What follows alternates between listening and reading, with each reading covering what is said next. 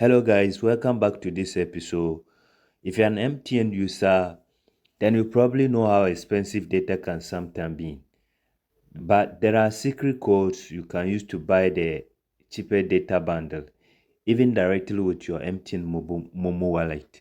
Yes, you hear that right. And so in today's video, I'm going to show you step by step how you can use the MTN data code and MTN MoMo short code to buy the cheaper data bundle, which will really help you save some money.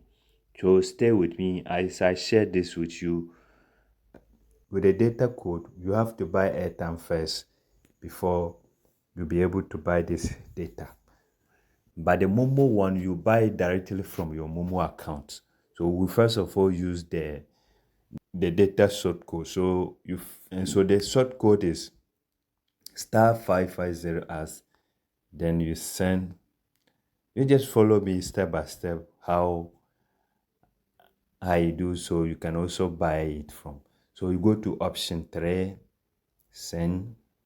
Then here are the package I'm talking about. So the first one is cool, second one too is cool. The last one is the one I think is very, very cheap, because if you divide it by the amount for the week for 7 days, I think for which is 1 week, I think is very good, because if you divide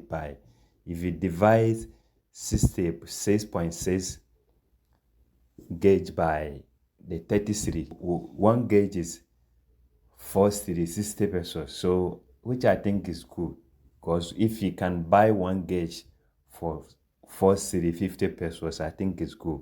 So I will advise to go for the option 3. So now let's get back to the Momo code so that I will show you how to buy it from your Momo account. So you go to the Momo short code and you enter. All right, so you go to option X, then go to option 7, then go to option 2.